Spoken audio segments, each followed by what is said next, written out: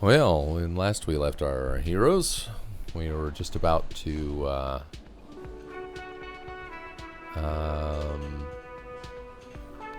actually check out this mysterious locked blue door.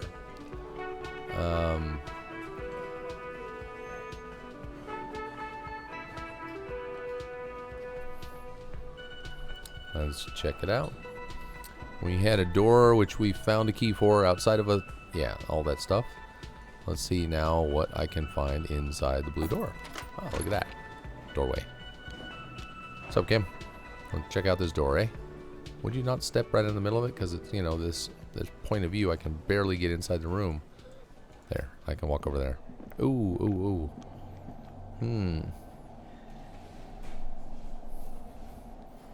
I better dig out my flashlight. I got flashlight in one hand. What do I have in the other hand? Cigarettes? No.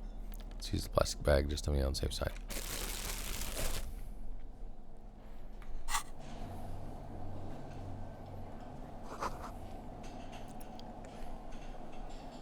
Pinball says Franco-Nigerian.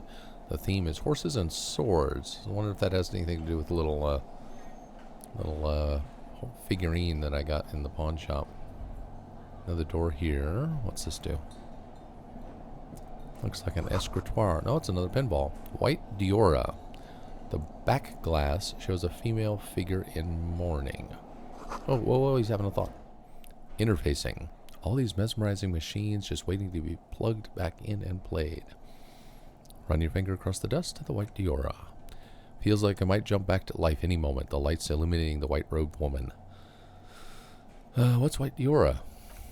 Some kind of... He looks around thinking... inane pinball theme. Probably related to Messina during the DeLorean age. The history themes are the worst.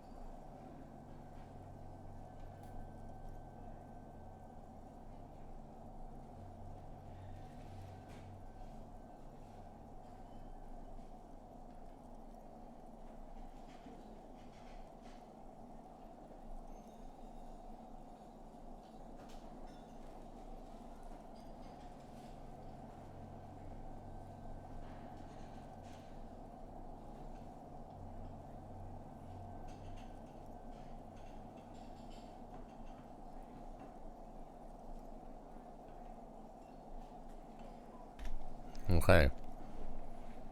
Lieutenant Grimace is looking at the machines. How about we fire one of these bad boys up? Play some ball.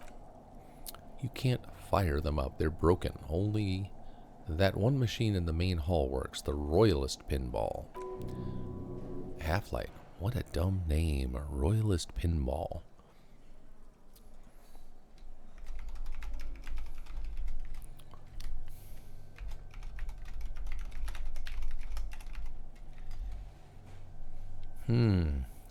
If they weren't broken, he would kick one of those machines right about now.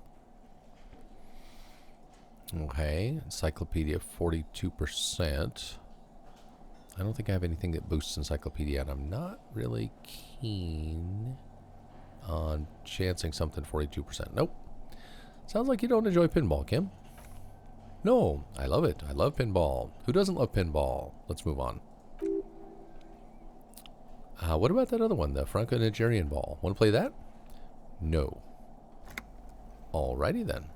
Let's move on then.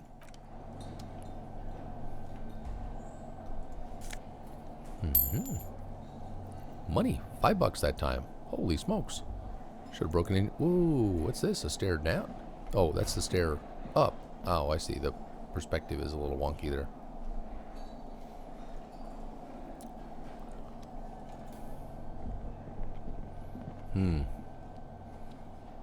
So we got a door here. I wonder if this goes up to the roof. It's an alternate stair to the roof. Let's give it a try. An elevator. I thought it was a stairway. This small elevator is dimly lit by a bulb that's been glowing for ages. The latticed cage is open, inviting you to step inside. Look in. Smells of nougat and sweat. Your head brushes up against the ceiling. There's a control panel to your right and just enough room for 2 people to fit in. Perception. The maintenance card under the control panel reads, last maintenance 10 July 88. Ooh, isn't it 51 now? Did the numbers change? Look at the elevator controls. There are large rectangular buttons, monter, descendre, and an international call for emergency assistance. That third one appears to be broken. It says the last maintenance was in 88. That it does, Lieutenant Peeksin. I say, let's brave it. 88. This elevator was maintained a long time ago. At the end of the last century, he nods. Look on the bright side. If it fails, we will only sustain minor injuries. I'm talking 3, maybe 4 months in the hospital. Maximum 5. It appears this whole enthusiasm is sarcastic. I wonder what this elevator was used for. Seems like a small freight elevator for transporting machinery. For that, it's pretty quaint. He taps on the guttering light bulb. It's golden in the dark. Well, let's give it a try.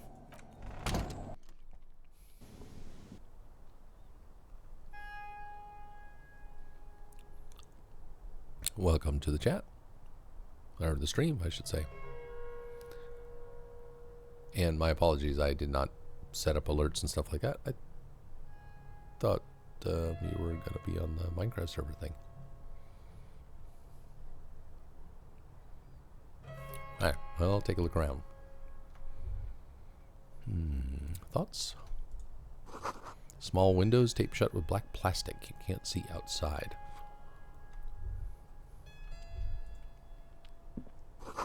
Boxes of tools and replacement parts line the shelves. I wasn't trying to drag anyone away from the Minecraft game. You're welcome to do that, and you know, just catch up with the VOD later.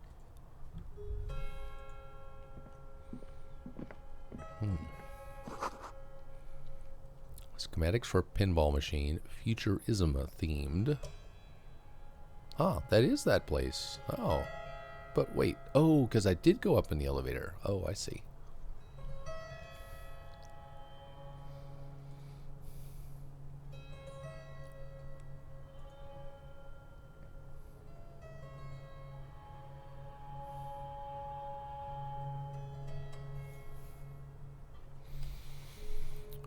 Well, what's this? This looks like a baby carriage. Pinball machine has been taken apart and gutted. Logic. So this is where they brought faulty pinball machines to fix them up a long time ago. Everything is covered with dust now. Lieutenant looks around in the dusty, crowded room, inspecting the tools on the shelf. Looks like they gave up on fixing the pinball machines at some point. He agrees. At some point. 20 years ago? 15 maybe? Before pinball went out of vogue. So this used to be a pinball workshop. Looks like it. I'm guessing Martinez North 22 used to be a pinball arcade before it became a hostel. There are machines left over. He taps his foot. Perception. A creak. Some dust falls off a shelf. Downstairs in the hall, next to the main door. One of them even works. I've seen one of the Hardys bang away at it. Remember the dice maker. Then that means Whirling in Rags was once the East Delta Pinball Arcade. This is all that's left over from that. Huh.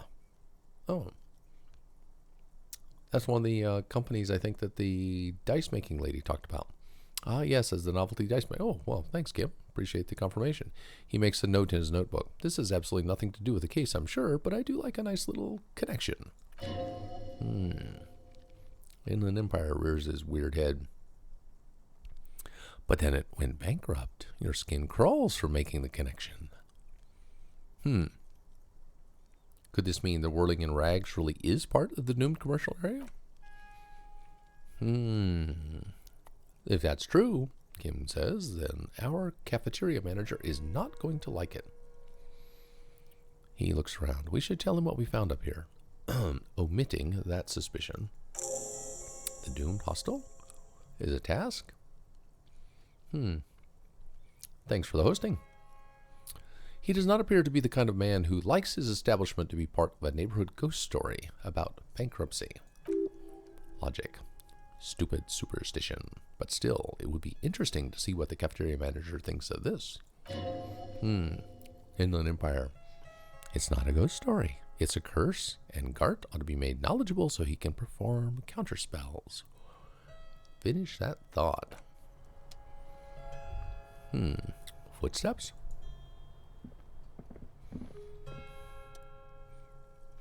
You clearly see footprints in the downy carpet of dust covering the workshop floor. Jackpot.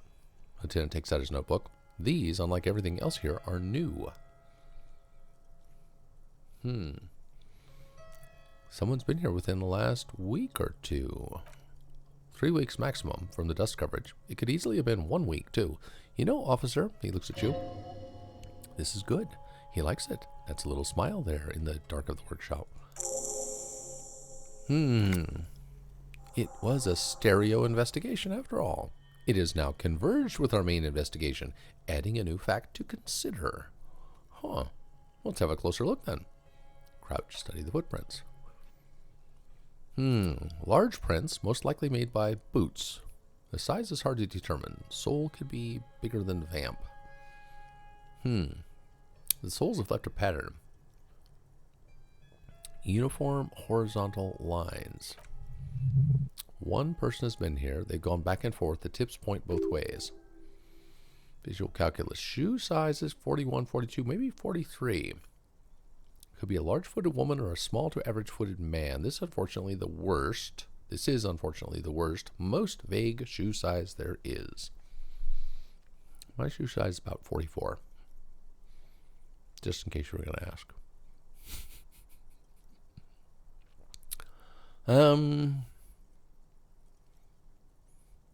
The prints look like one person went back and forth. Between that, he points to the elevator doors in the corner, and that, he points to the barred door. What barred door? The barred... Wait, which barred door? Oh, the barred door going out on the rooftop. Oh, I see. This print doesn't look like the odd-soled print we found at the hanging, Kim. He inspects the tracks closer. The size looks about the same, actually. They're not the same shoe, but they could be the same person. Somebody changed his boots to go outside? This doesn't look like the worker's boots from the hanging, does it? No, these little horizontal lines are different. They look custom-made to me. or some kind of foreign print. Hard to say. Still a boot, though. Didn't that guy out there, the racist wackaloon over by the bottle cash-in shop, didn't he have something funky about his boots? We asked to see the soles of his boots. We asked to see the soles of his boots because there was a thought he might have been around the thing out back. Huh. All right. Footprints in the dust. Everything around you is quiet. The prints crisscross the workshop floor. Okay, what does this mean? It means someone snuck through what seems like a secret route behind Clausia's room in the recent weeks. This may prove to be significant. Okay then, let's move on. What's this? There's a tiny hole in the wall. Oh, that's just fucking creepy. You see a bedroom on the other side. Electrochemistry. You can almost see the shape of a man and a woman writhing inside, bathed in drug sweat and dirty linens. Bottles lie around everywhere. I think I can see into Clausia's bedroom from here. He leans closer to inspect the people. You can barely see through. Better not jump to sensationalist conclusions here. The footprints on the floor, however, he points to the marks nearby on the floor. Definitely suspicious. Electrochemistry. Boring footprints. I want to jump to sensationalist conclusions. What were those people doing in there?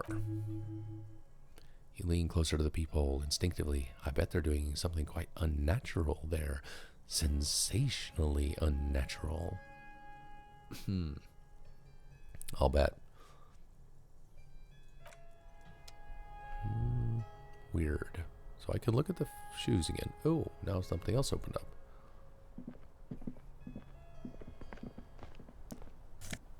A pinball maker's coat. What does that give me? Clothes make the man, and I have lots of clothes. Empathy and hand-eye coordination. Looks like a flasher's coat. Perfect. Encyclopedia. I missed some encyclopedia. Got an awful lot of things to do drama. What am I supposed to use drama for again? Empathy for the shoes.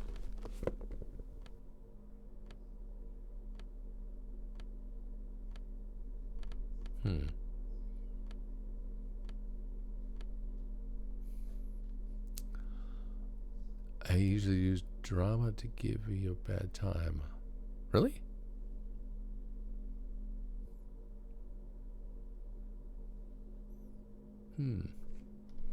Alright, well, maybe so, maybe so. Let's see how this goes. Alrighty. Why are these highlighted again? Am I supposed to look at the boot prints again? No, I just did all that. Unless I'm supposed to go get a clue, come back, and then reselect the boot prints, and then see whether or not that works. Okay, well, that might work. Let's try the door. This is the inside of the barred door you'd seen before. The barred door was on the roof. Gotcha. So it's on the unbar it's on the other side. Unless we veered off into a folded M dimension, I'm expecting to step out on the roof.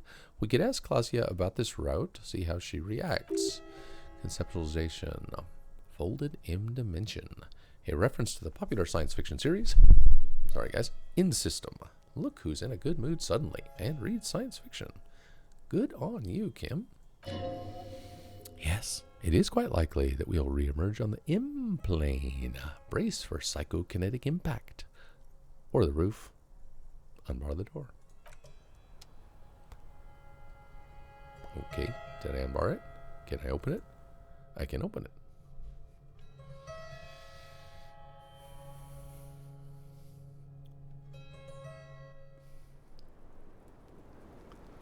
Hey, what's up? Did you know you had a door over there? Officer. Seriously. It's a fine day for I come out a door that's been previously locked and you have nothing. That's lame. Okay, fine. Call Alice back in a day. What time is it getting to be? It's almost 6 in game. Let's save at this point. What? Oh, because I'm in a dialogue screen. Now let's save. Thank you, game.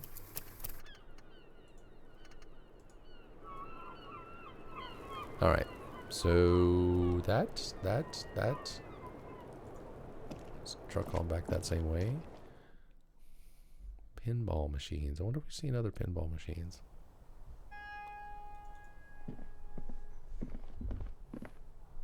I still think that dude, wildly racist dude down there outside of the whatchamacallit shop is the dude.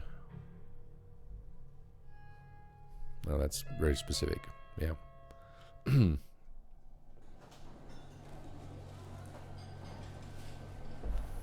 Hey. No more questions for Kim about doors. Oh, just out of curiosity, I wonder if there's clipping for the game if I can select this from there. Apparently not. Okay.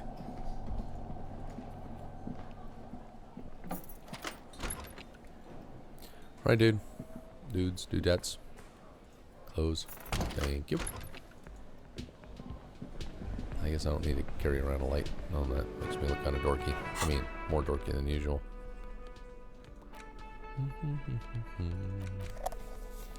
Alright, what can I... Motoric, psyche, and morale. Get drunk and punch somebody. Ledger of failure and hatred. Oh, I like that one. Let's go with that.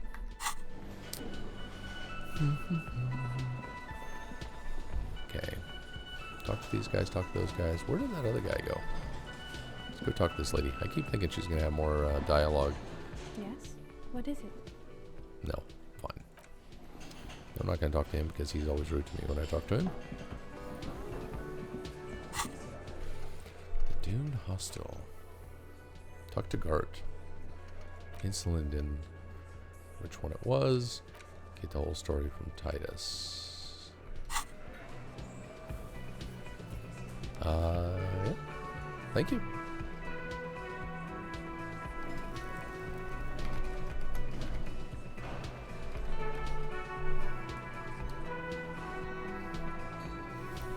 Alrighty.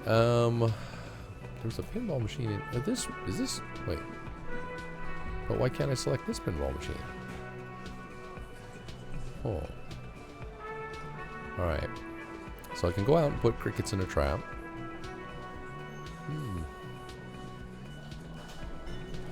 Talk to this lady, talk to that guy. Just think I'm missing some section here. Find all armor. Victim's body processing. Fallen pants from Kuno. Why do I have to buy pants? I have like 6 pairs of pants already. Okay. Run the numbers. That's tomorrow. Joyce's info on the lynching. I actually tried that and it didn't work. Alright, what else have I got? Gaston Martin. I have a something. Sailing. Where's Sailing again? Pile of clothes. I already did these things. Why do I have to do them again? I don't know. Something's funky with how those are broken up.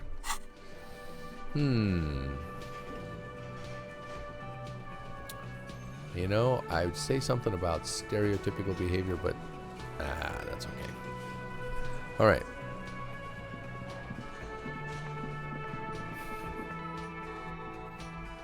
Hey, DJ. Hey, thanks for the hosting. And that was me, my guy kept unzipping him. Well, I'm not going to go back and talk to that guy. What's in the basement? Nothing much in the basement. There is something in the basement if I can go and get a really big pry bar, but I have no idea where to get a really big pry bar. Except... Well... Gotta talk to a guy about a really big tool. Talk to myself, I guess. This guy here had the funky boots with some kind of pattern on the soles. What is his problem? Looking for something, Rund? Let me see the soles of your boots. Coming to tell me to fuck off again? Yeah, I am. Fuck off again. He lifts up to show you. Look at the sole. You can just make out a familiar pattern in the intricate tangle of treads on the rubber of the soles. It is the map of your city. That's a map of Revachol. It sure is. Where'd you get boots like that? Custom made. Cost me a pretty penny. He rubs the back of his balding head. But why? You'll see when the time comes, officer. He grins and caresses the side of his boot. True patriots carry Revachol in their very souls.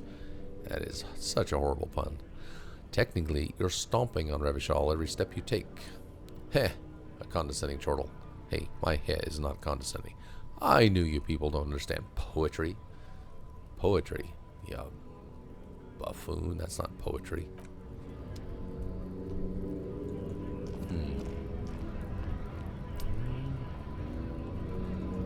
This one up here. Could talk to him. He didn't really have much of a dialogue option last time. I just feel like I'm missing something and I can't think of what it is the problem. Raver, spirit is eternal. Oh, I know there's one thing I could do if I actually had a little extra money, but I'm only just barely getting up to enough to spend the night in the hostel.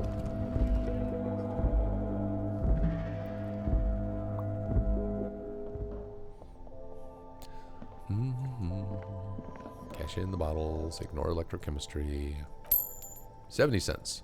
18.54. Almost 20 bucks. Wow. Electrochemistry, I'm gonna ignore you. Bye. Go out the door.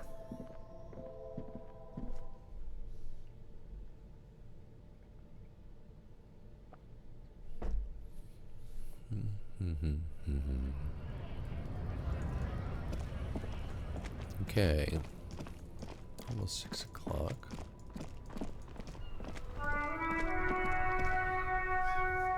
Got a task I can't do until he sleeps. I could send him take the dead body away, I think. If I click on the body, I think that's probably an option. But then it leaves me without Kim, so I should probably do that just before I go to sleep and then go turn in.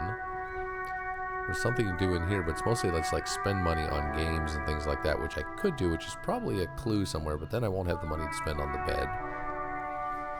I don't know. I know no backseat gaming, but I am kind of stalled.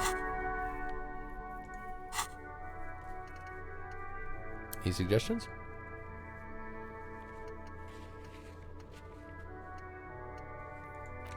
Hold on to the spirits and wait for the signal. Well, I guess in the meantime I can go and like put crickets in the trap. I can do that part. I know that locusts aren't exactly crickets, but they're close.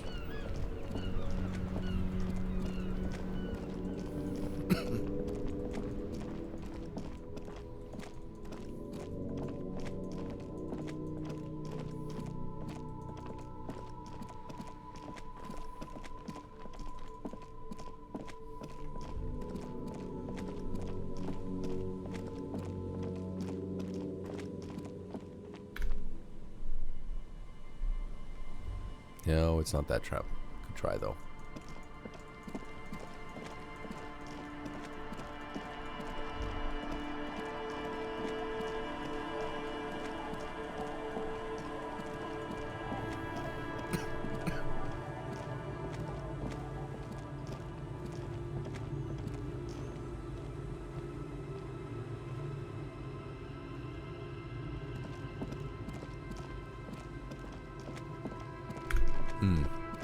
Because over here, one of these traps against the coastline.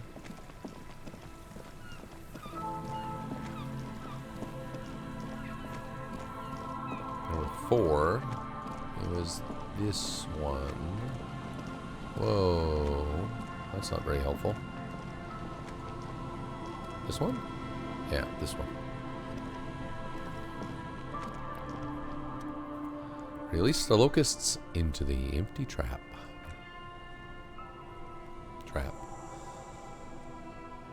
The locusts, dazed from being transported, slowly begin to acclimate to the new surroundings. Composure. They're not really going to get the chance to get comfortable here. Good. Now that's done. When do you think we will return to our impending apocalypse of a murder investigation? He stops you. Don't answer that. It was a rhetorical question. Kim, you are trolling me, dude. Okay, now what? I cashed him in. Now what? Report to Lena. Okay, bit of running back and forth. Okay, run back. Oh, that was a pretty grim mural.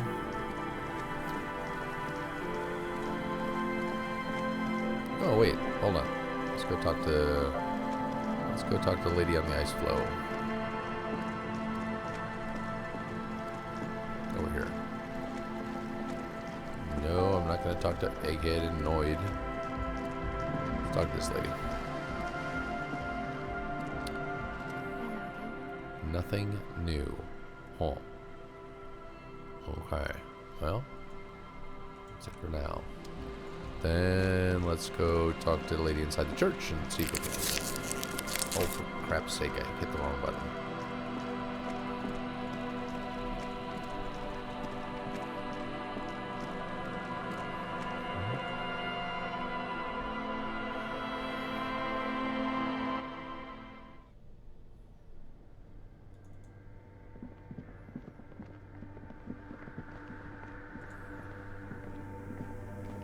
Yes, what is it? What if you didn't have to leave? I talked to Andre. He wants to make it work. I don't want to make anything work, she replies, her expression unchanged. Huh. Hold on. You don't want to make anything work? Yes, anything. I don't want to make anything work. It's not the anodic dance music that's made her bitter. It's the failure of Fortress Accident. Are you bitter because your radio game project failed? That's right. Something strange shines in her eyes. If we couldn't get our Welkins to happen, I don't want anything to happen. Ever again. I get 72% for a suggestion. I can do it again. Okay. Fine. I busted. Oh, fuck me. Alright. Hey, what makes the world go round? Like, dumbass. How about we offer you part of the profit? Nope. Not interested in your degenerate money schemes. Fine. I'll let you work in peace. Well, that was lame. Thanks for auto-saving right after that choice, by the way, game.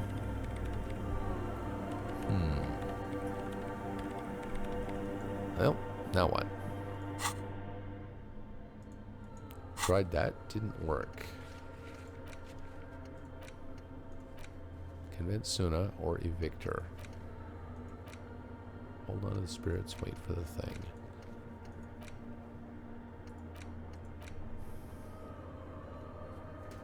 Working firearms. Whoa. Okay.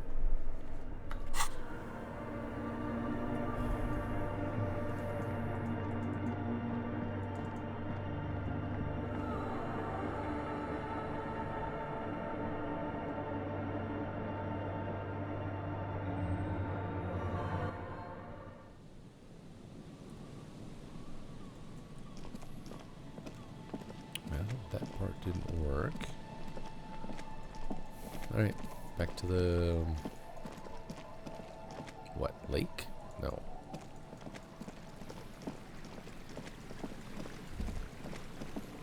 Oh, wait. Purple. Relax, it's not yours. You didn't crash your EMC Revachol. Hopefully. Go in and talk to this person again, I suppose. Not interested in that. Talk to the washer lady. Nope. Talk to the lady with the sword. Always happy to do that. I don't think I have any new dialogue options. No, I'm not going on a date with a drunk.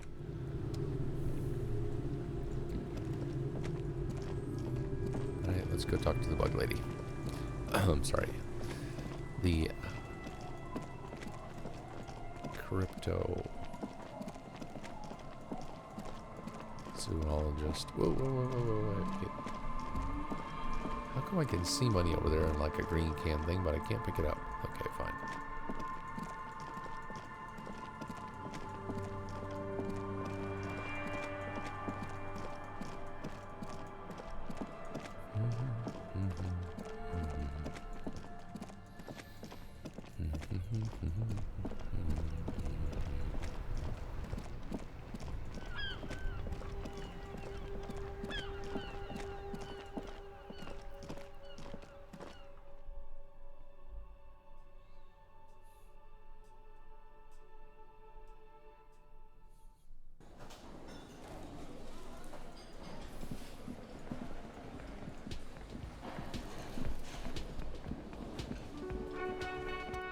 dear.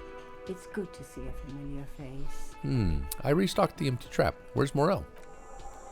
Thank you for doing that, dear. She manages a smile for you. Her smile is weary. Her earlier ebullience. I think there's an M in there, isn't there? Her earlier ebullience has left her. Morel still isn't feeling well. I convinced him to stay at Gary's to get some rest. She looks down at her hands. I'm afraid the cold has really gotten to him. Huh. Only the hardcore players left, huh? Yes, she smiles a cautious smile. Fieldwork is a young person's game, as they say. Her voice is shaky. Or what is going on here? So, who's going to check the traps? Morel will eventually, or we'll talk Gary into going back out, perhaps. The lieutenant stares at his shoe caked in mud. He doesn't say anything.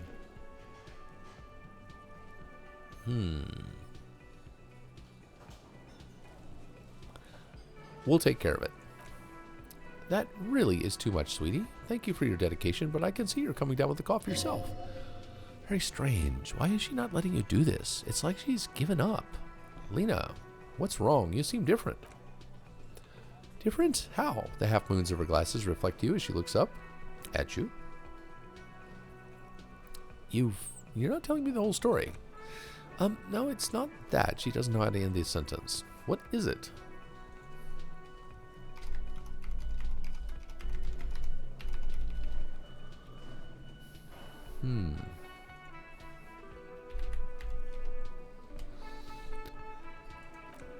It's a strange feeling. She looks down, biting her lower lip.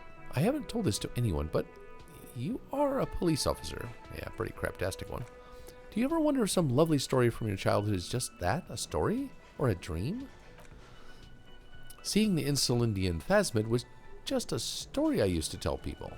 I didn't really think about whether it was real or not. But Morel told me you'd seen it. You also told me. Morel's so proud of it. He always tells everyone. A terrible sting in the heart. Regret. Are you saying you made it up? Well, no. At least, I don't think I did. But Morel was so eager to believe my story was evidence of the phasmid's existence that I'm some queen of the cryptozoologists.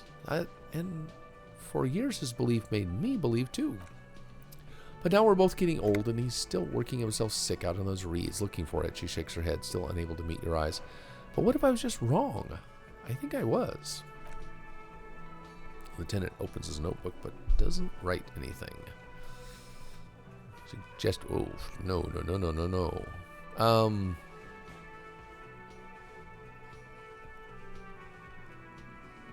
Okay. Thing is, you're not sure you made it... Okay, the hell with this. I still believe you saw the film. Thing is, you're not sure you made it up either. I'm not sure of anything. She looks out the window. Sometimes I still see it, you know? The real memory. Not the memory of the memory, but it's so hard to tell the two apart. Rising, unfolding from the reeds on a hot summer's day, like a benevolent god. Either way, I should go. Poor Morel is running a fever, and I need to get him home to Jamrock before we overstay our welcome with Gary. Are you sure you don't need help getting to Gary's? Oh, no, thank you, but I can get there on my own. This old thing is gas-powered. She taps her chair. And then a taxi home. It's not so bad.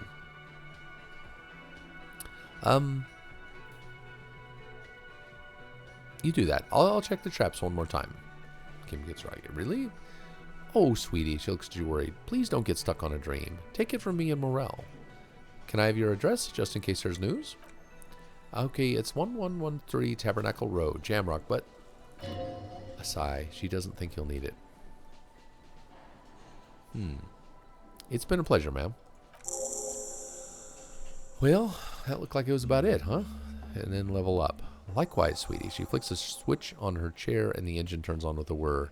Thank you for everything. Truly. Even though it turned out to be the sentence remains unfinished. A waste of time? I would say maybe like a dream. Ah, there you go. Inland Empire. Oh, for frack's sake. I don't want Inland Empire agreeing with my point of view. Perception. A fool's hope? Say her lips moving in silence. Like that, she drives off. What was that? That was the... Jeez. The gas engine putters quietly as she gets to the door, then pushes them open. Outside, the cold coastal wind blows. We should go to... Wow, that feels like the end of a chapter. So I could upgrade something.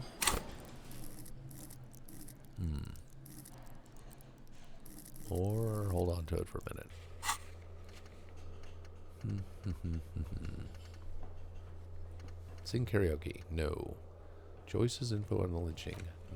Maybe not. Hold on to the spirits. Let's talk to Guard here. See if we can mess up with his night. Hey, was there something you needed? Oh, there always is, Got. Come on, man. I need to sing what? Karaoke? No. No, you don't. It's not happening. He tries not to look at you. It's dangerous to acknowledge the karaoke man. Yeah, but look him in the eye. Johnny Law is about to tear it up, sad style. The whirling doesn't need it more sad style. That's one of the styles it can do without right now. Why don't you have the PA system and no one's going to use it?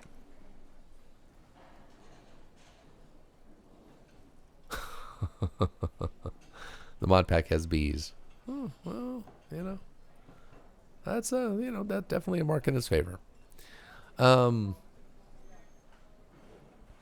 bees or just the 1.14.15 bees? No, never mind. It's okay. I can check it out for myself. Like forestry bees? Magic bees?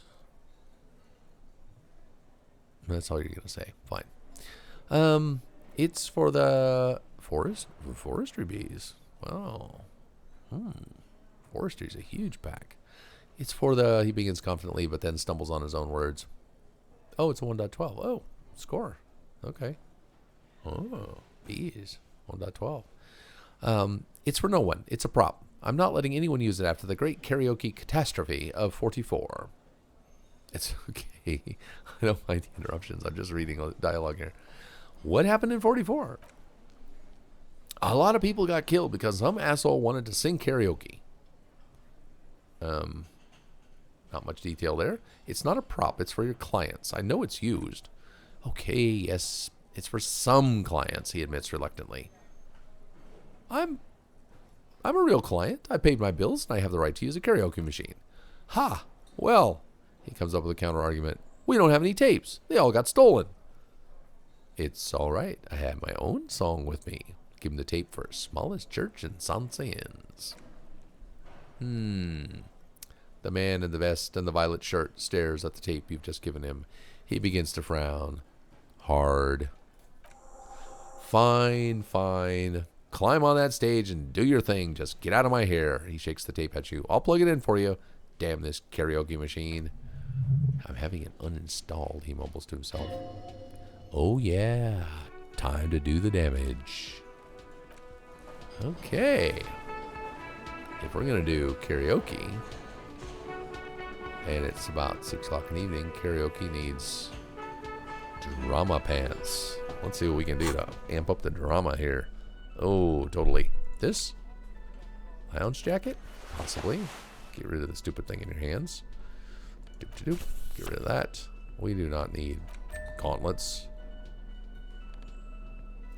Now what do we got? Let's load up with everything that's related to drama. Drama. Insane mesh. Perception. Inland Empire. It's karaoke time. That's right, baby. We're gonna get out there and sing some karaoke. Logic? We needs no logic. Drama. We need drama. Black monk straps? No. No. White tank top? Physical instrument? Savoir faire? Oh, those look cool. Gotta go with the yellow pants. Electrochemistry. I can definitely rock some electrochemistry in those. Drama. Bow tie. There we go. Horrific necktie. Nope. Nope. Nope. Come on. Drama. Pain threshold. Shivers. Savoir faire. Those look good. That stupid hat is so gotta go. This hat. No. -1 drama. Nope. Ooh, +1 drama. Oh, now we're talking. Okay, get rid of this stupid bag. There we go. Clothes make the man, and I am +4 drama. Rock on, baby. Totally. Shake that groove thing. All right, let's get up there and do some. You finally made it, haven't you? People point fingers at you and whisper to each other when you pass by, wondering to themselves, where did that man get such a cool jacket? Did he receive it upon graduating the École Normale Supérieure de Badasserie? Is he dangerous? Damn right I'm dangerous. You are very dangerous, my friend. Dangerous and cool. In fact, no one dares to say a single thing about the jacket. But believe me, they're all very impressed. Really? Cool jacket. Alright. How bad is this going to be?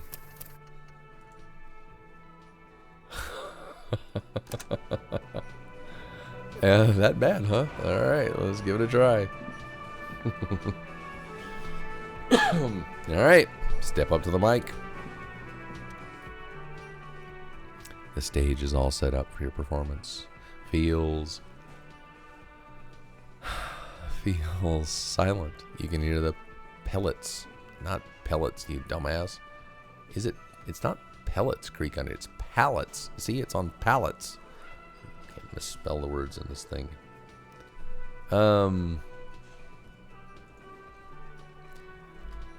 The pallets creak under your feet. Savoir faire chimes in. You feel a little dizzy, a little unsteady suddenly. Gart. So,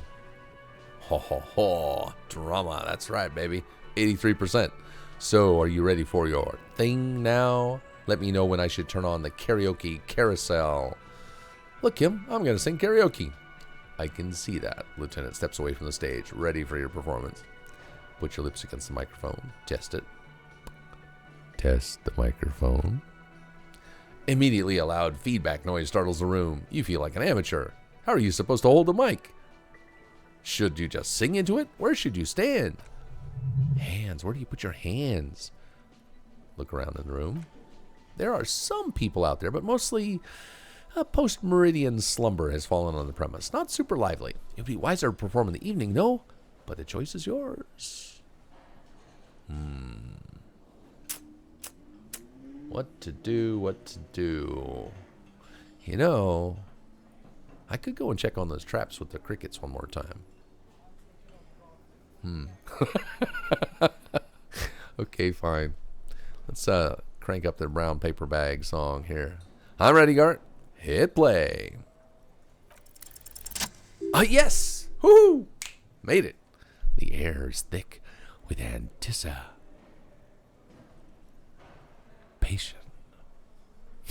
Hey, El Grande. You failed that one, huh? The tape clicks into the carousel and then the music starts. Oh my God. This is bad, isn't it?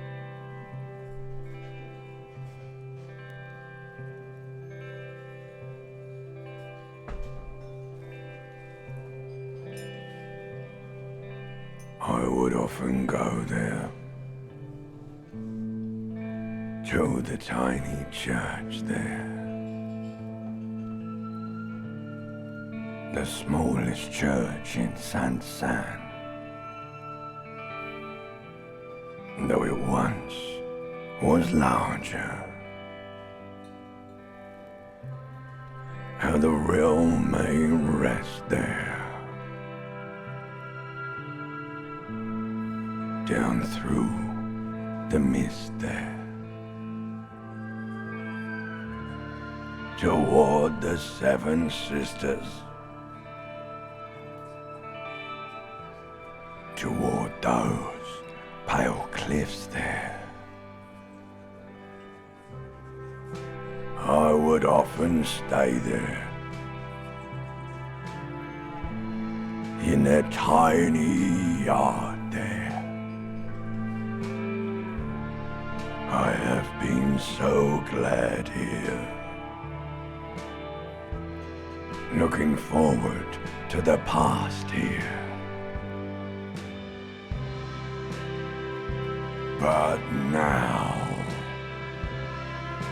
you are all alone. None of this matters. No, none of this matters at all.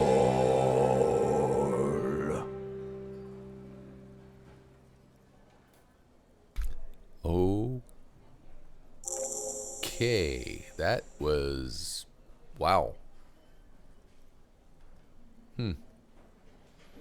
Alrighty then. Well, that's a sort of a startling interaction with the game. I don't think I've ever like sat back and listened to the game sing like a really gravelly Leonard Cohen interpretation there.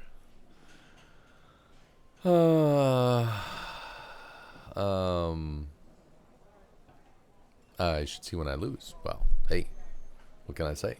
Today must be my lucky day. All right. I didn't say it was bad. No. I mean, I thought it was interesting. A very interesting interpretation of a Leonard Cohen song, perhaps. Yeah.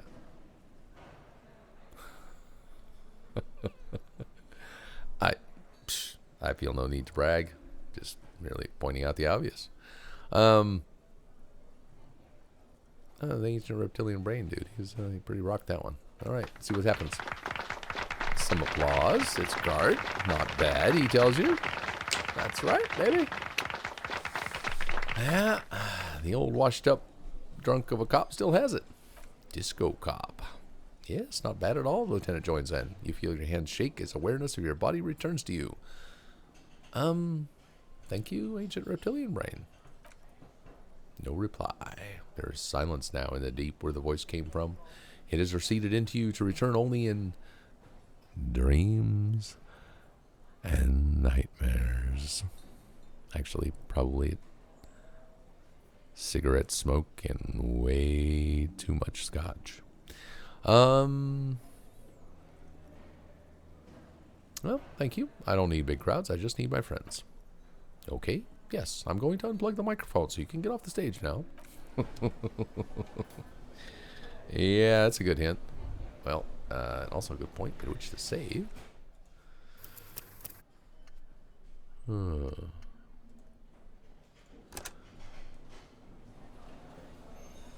Alrighty. So we have sung the karaoke. Now what?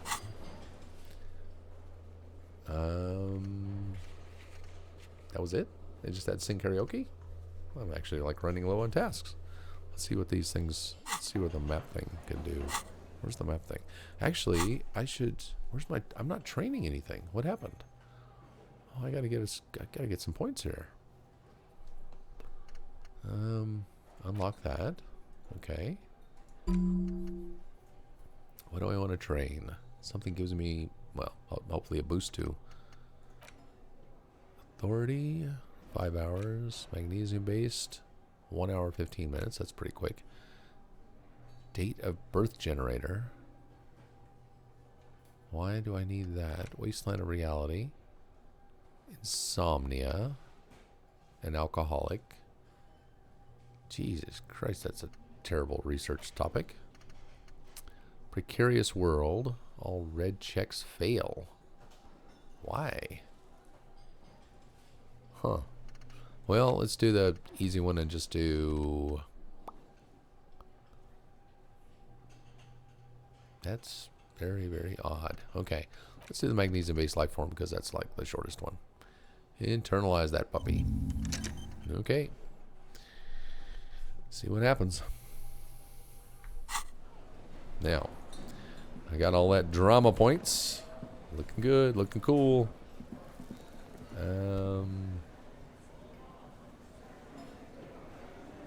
And I checked. What's this check guy going to do on this one? Composure, 17%. No. I can retry it. I'd have to add points to something, and then I could retry it. Well, whatever. 17%. Bring it on. It got busted, and it's locked. Okie dokie. Bye-bye, gendarme. All right. Well, it's 6:26. What do we got?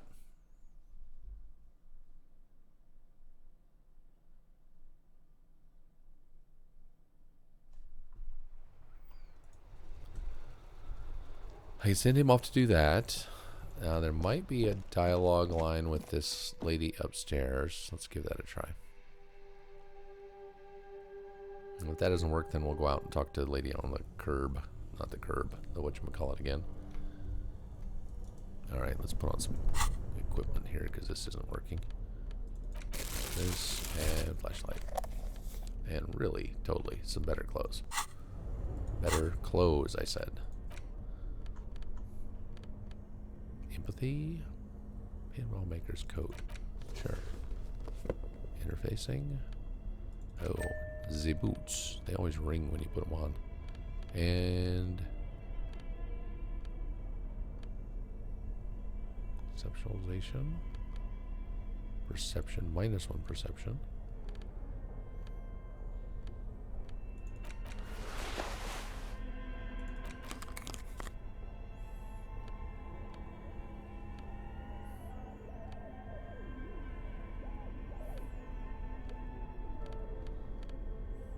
Kingdom of Conscience. I still have no clue exactly what that means. Visual calculus. Logic. Other ones gave me logic. Encyclopedia. Logic. Gloves. And let's go with the black coat. That's terrible, dude. Let's put on something that looks marginally. Okay, that still looks terrible. Alright, fine. Let's live with that. Do I want a tip? I don't know. No, that's okay. I'll muddle through.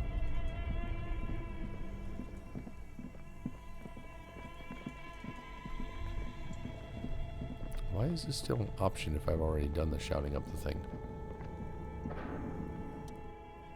I've already done that part. Okay.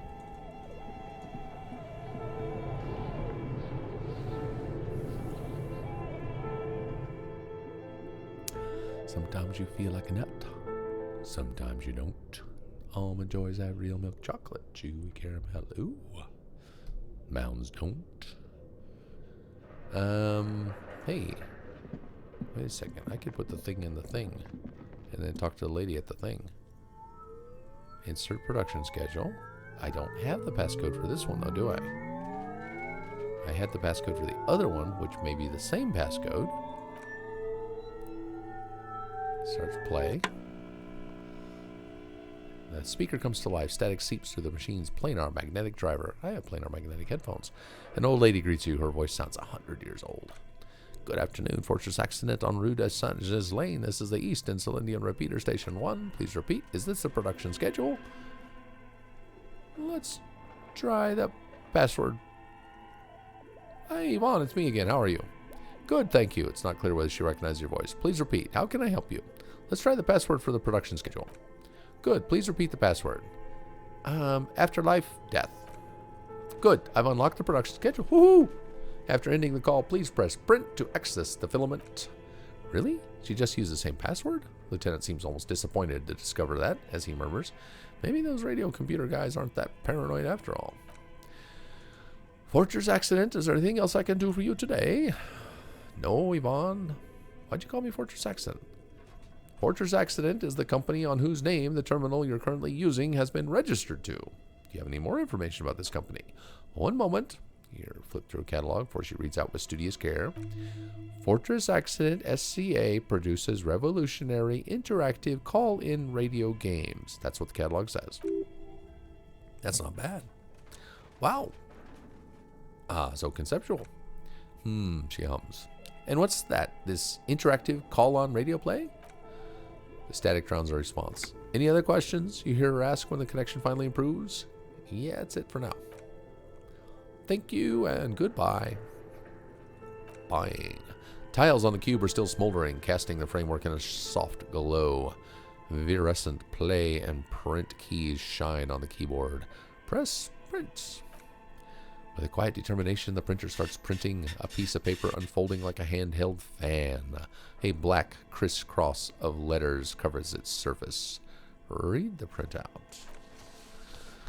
It's a project report written by the lead producer Andy Schott about Virtual Untethered, a radio game developed by studio Fortress Accident. The first few pages give an overview of the capital and workforce, while the rest of it seems to be a production schedule. Okay. This is going to be kind of a tedious long thing, isn't it? Alright, I'm going to read kind of quickly. If anybody wants me to slow down or not following up, whatever, just ping me. Read about capital. I want to know about money. In its short time of existence, Fortress Accident SCA managed to burn through truly insane amounts of money. The first tranche of seed financing brought in 150,000 real, but then came the delays. Eventually, the damage reached 400,000 real, with only half of the game finished. Electrochemistry. 400,000 real? Jama, Jew, those guys knew how to party. Gosh, where'd they get all this money? Let's just say it was a real adventure for the Iguanian investor. Read about workforce. Who worked there? How long? Fortress Accident employed 18 people. The bulk of the team composed of writers and concept artists. There were also radio programmers, sound engineers, a CEO. Well, that's their problem right there. 2 marketing experts, and a single overburdened producer who developed a habit of popping Pierre Holidon in the basement to escape his obligations. Electrochemistry. But on the other hand, their obligations were piling up at an inhuman rate, a rate that could only be amended by Pierre Holidon, of which I have some in my pocket.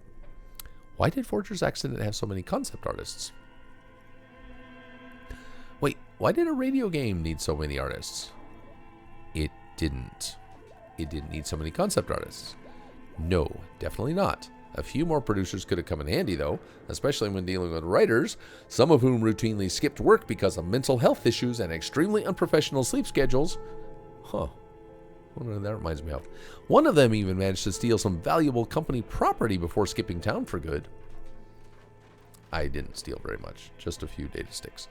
Skim through the production schedule, whatever it is. The production schedule depicts their glorious descent into bankruptcy. Because of the concept artists? You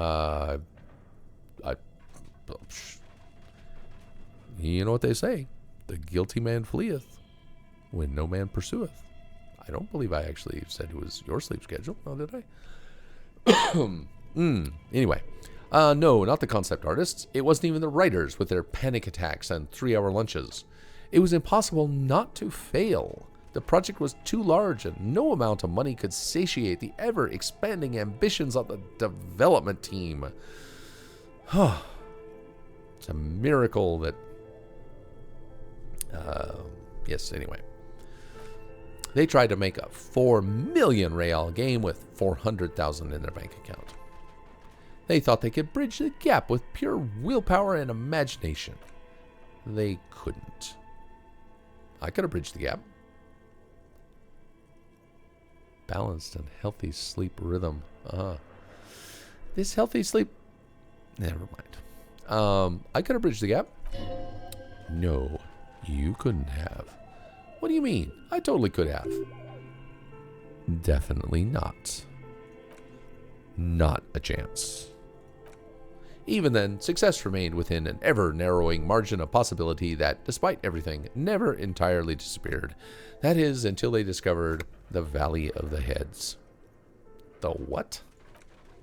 At the 11th hour, the lead designer, Ziemsk-born Sulislav Zavishka, damn it, DJ, you need to voice this part, decided that what Viral Untethered needed was a secret mystical location at the extreme edge of the map. This place was to be the Valley of the Heads, where all the heads of all the headless constructs could be found. The player would have been able to choose a head for their headless party member, and each head would have been voiced on air by a professional actor. Well, That would have taken a lot more people to read this stream. This is some insane shit. Who were these people? The world had never seen their kind before and might never again. And how many heads were there? So many. At last count, there were approximately 10,000 heads for 10,000 headless men, all of which could be endlessly recombined. That's not that bad. I can probably put some of that in some dank storage and work out some sort of an algorithm for sorting them. How many combinations could you make out of that? Do you really want to know? There seems to be a calculation here, but it may take a while. Yeah. How bad could it be? Oh. That was a lot. Is that like pi to the whatever digits? Hold on a second. 2, 8, no. It's not pi. Huh. Funky. Oh, for frack's sake. Seriously? Come on. Uh-oh. Doesn't matter what I click at this point, does it? Okay, game. Got me there. That's a lot of combinations. The lieutenant taps his foot impatiently, his arms folded tight against his chest. Electrochemistry. He's dying for a cigarette. Come to think of it. You are too. Jesus wept. Can't even click to get through this any faster. Keep going.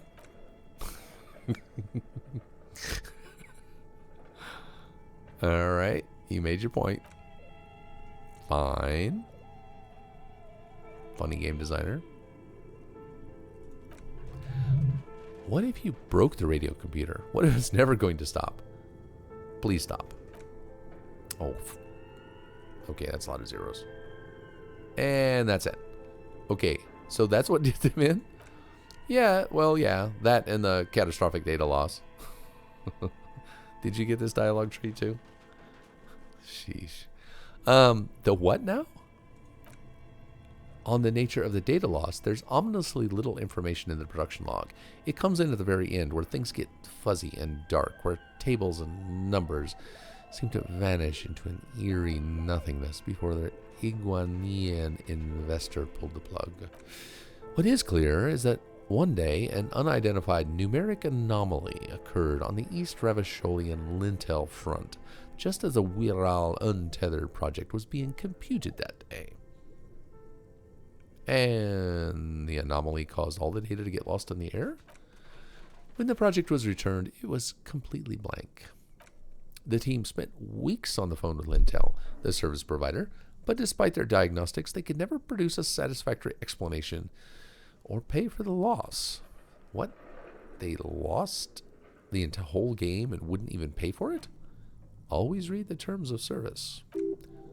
And let's face it, they didn't have any money left for legal action. Wasn't there a copy of the game, a backup? Mysteriously enough, it seems that the off-site copy happened to be on-site when the catastrophic data loss occurred. It was the lead programmer's responsibility to oversee weekly maintenance of the off-site copy and, well, keep it off-site. An explanatory note from the lead programmer has been attached. And what does it say? Sa S. Lieutenant Kilda, the lead programmer, Fortress Accident. The off-site copy was on-site because there was no off-site anymore, not for me, not after 8 months of crunch. I didn't have a home anymore, so I started keeping it in the basement in the ice bear refrigerator near where I went to sleep. It was perfectly safe there. The temperature conditions were optimal. Sounds like a perfectly reasonable explanation. That's not what our colleagues thought. Interfacing. She's right, actually. Nothing wrong with keeping this type of filament memory in a fridge. Is there anything else from this lead programmer? The production schedule ends with a few random notes that seem to be added sometime later. Read the notes at the end. 4 months later, by an unknown author. I am the only one left, and it's gotten rather damp here. A few other businesses have gone under too. Slipstream switched to making skis, and the hairdressers just left, cursing Martinez. They're right, though. Something's seriously wrong with this place. Martinez, all of it. Still haven't gotten an answer from Lintel about what happened. All I could get were the physical coordinates of the error on the East Instal Indian front on that day. Since the computation happened on air, I reckoned it had to coincide with an actually existing location. I have compared the coordinates to a map of Revachol West. Turns out it's only 800 meters from here. The address says Saint-Brun 1147. I'm going there to look this thing in the eye. Reaction speed. Saint-Brun 1147. That's what the street sign next to the church said. To tear off the printer for, print out, throw it away. Tiles on the cube are still smoldering, casting the framework in a soft glow. Virescent play and print keys shine on the keyboard. Remove the production schedule. The filament slides out of its glowing nest and leave. Oh, well, that saved me a little bit of saving there. Well, that was an interesting side milestone.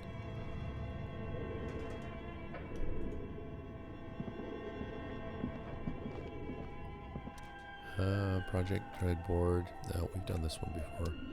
This was a map. One of these things seem to have a save.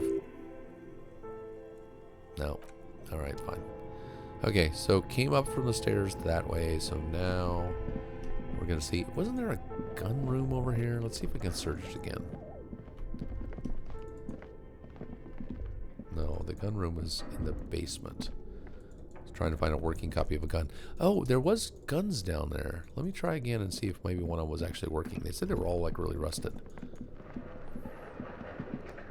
And then I'll go up and talk to the dice making lady.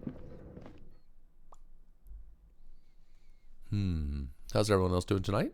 Busy whacking away at Minecraft pack with bees in it? You lucky sods. Let's take a look in here. Examine one of the ice cream wrappers.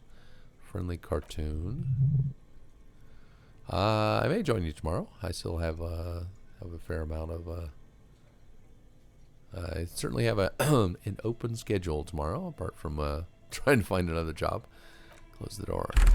Let's go over here. Roguelike dungeons.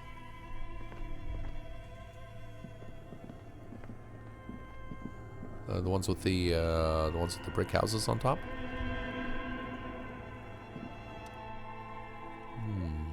What does this mean, a rifle here?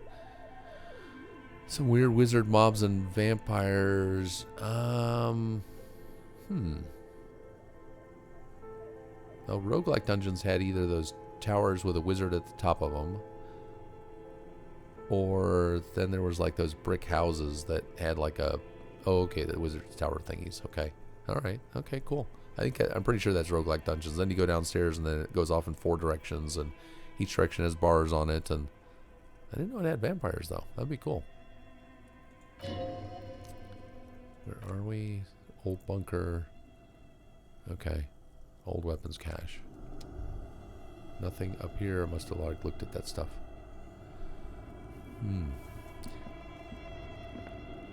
Vampire Hunters 2. Vampire Hunters 2. Like people hunting vampires alongside of you guys, or hunters who happen to also be vampires?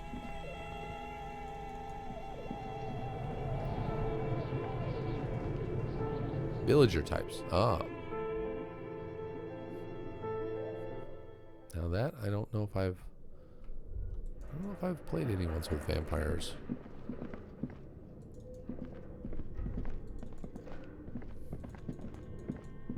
Go talk to this lady. Hey, nice lady. Oh, great. I have more questions about the building. I have more questions about the intercom. Ah, there we go. East Delta Pinball. Is that now the Whirling? Yes, I guess so. The arcade is an ancient failure before my time. I'm not surprised, however. My advice, she raises her finger, don't base your business on a fad. Hypnotism, floriography, trick track, especially pinball.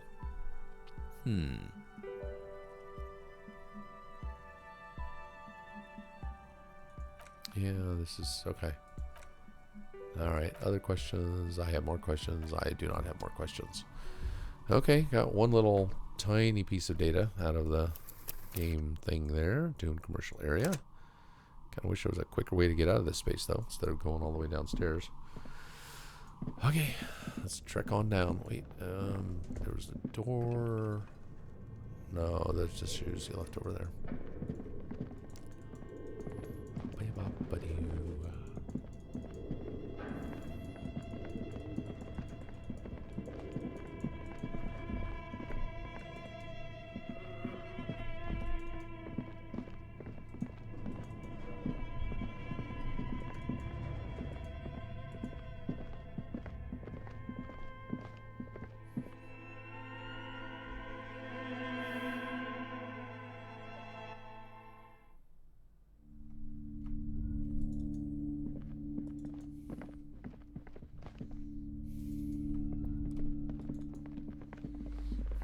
Any new dialogue options with you? Hello again, esteemed officer, and welcome to Crime, Romance, and Biographies of Famous People. About your daughter. Nope. Okay. Curse. Never mind. Okay. Well, that was kind of a dead end. There's a game to buy over here, and there's something as a book to buy over here, but it's not like I have an awful lot of money. I better just hold off on that for right now.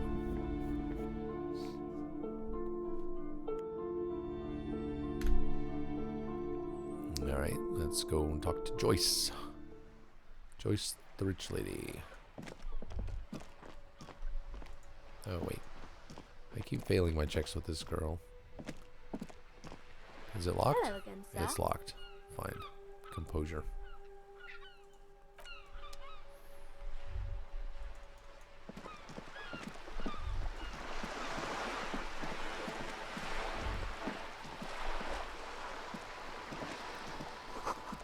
Remember the rest is lost to time.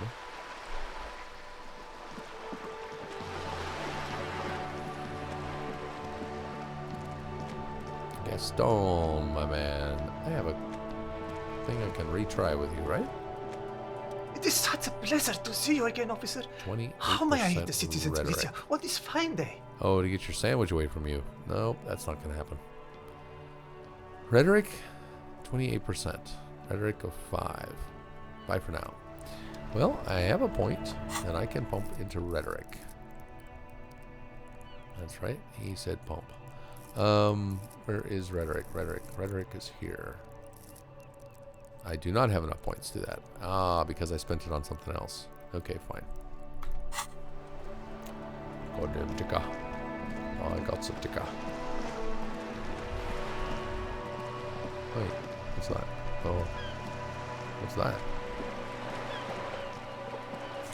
Well, go through the trash, get some bottles. Maybe that's enough.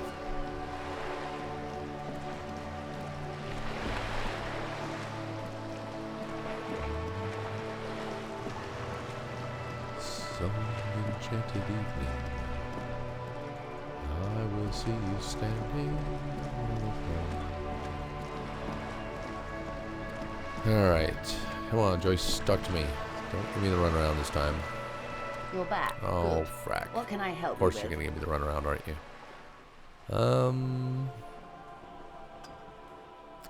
Got some more questions about reality? Esprit de corps. Oh, 83%. Let's give this one shot. What is? Haha. It. Oh, fuck me. Fine. How can I do 83% on Esprit de corps? Oh man, I really should have put on my Esprit de corps jacket. Okay, fine. What else do I have to do? I have to do Esprit de corps to open it up again. All right, well, I'll try that. Conceptualization, 97%. Jamais-vu thought is complete. What is reach for something fundamental? Haha, finally. What is all of this? The scent, the sound, the air. What world is this? What world? The fading pearls of her eyes look to the sea. The only one, I suppose, the world of matter in its pale antiquity. Is that a one of those words you pronounce on the penultimate syllable, or is that antipode? Let's go with antipody.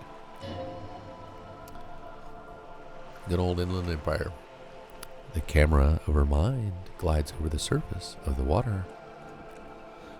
What do you see? Great bodies of water, forest-covered surfaces, clusters of light where the cities lie.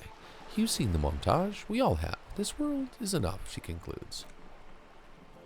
There is a term of endearment they coined for it.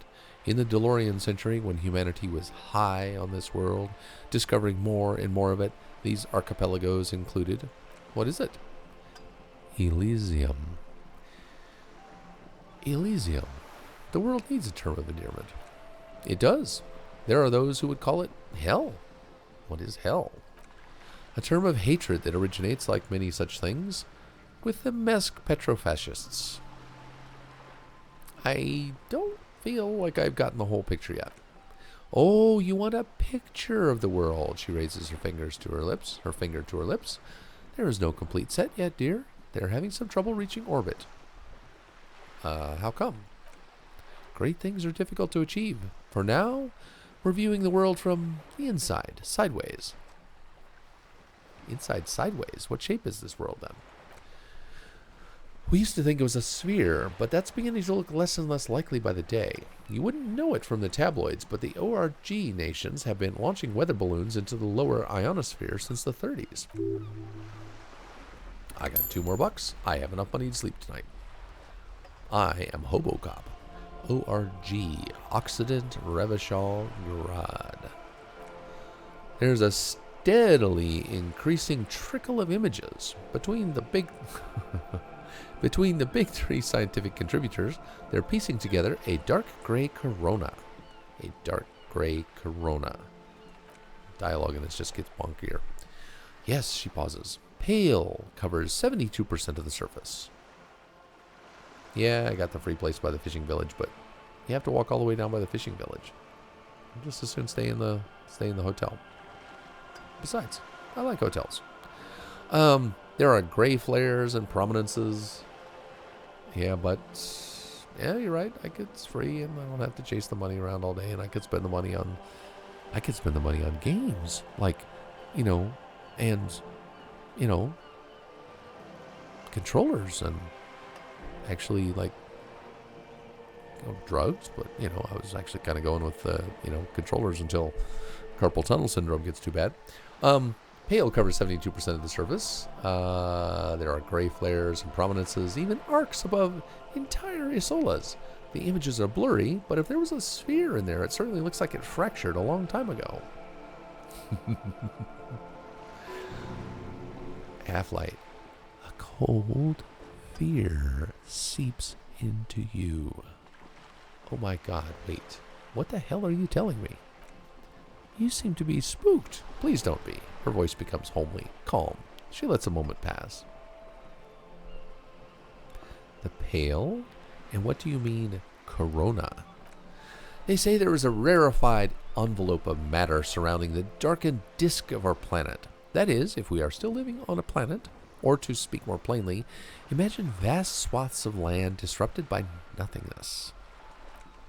This game gets creepier. I am sorry, dear, she looks around. It must sound quite terrifying through the acute encephalopathy. Even scientific positivism isn't entirely convinced about what we're dealing with here. But this is one of the great questions of our time. Maybe when they get the complete set together, it will jolt us out of our rut, bring us together, however naive it may sound. A fractured corona doesn't feel like it's going to bring anyone together.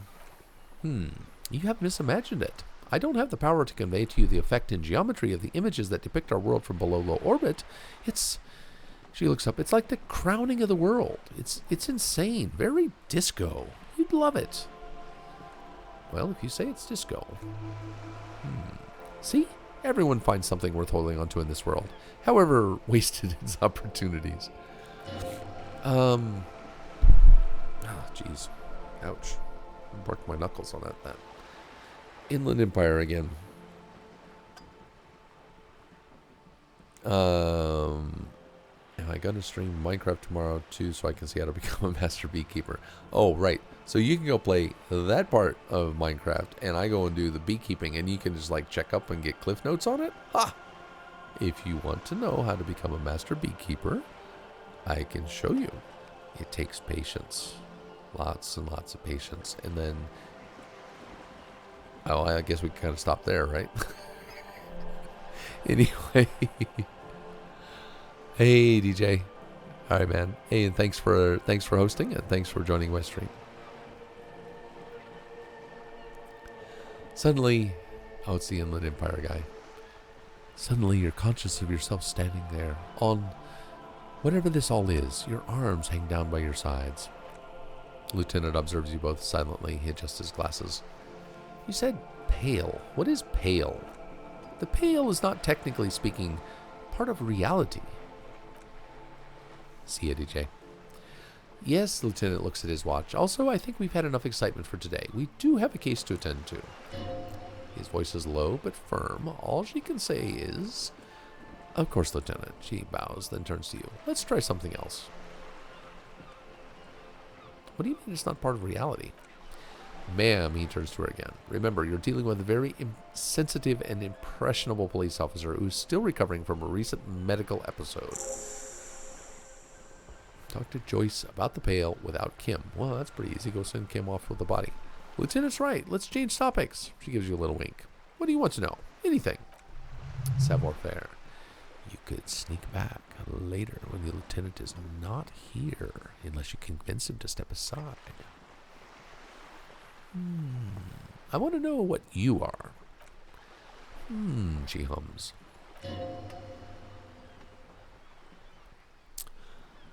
She won't maneuver her way out of this one. What are you? I am the vilest of the vile, she says with a sudden flash of teeth. A traitor, a devourer of nations and infants. I am an ultra. Say what? Wait, what's an ultra? An ultra-liberal. It's a type of liberal.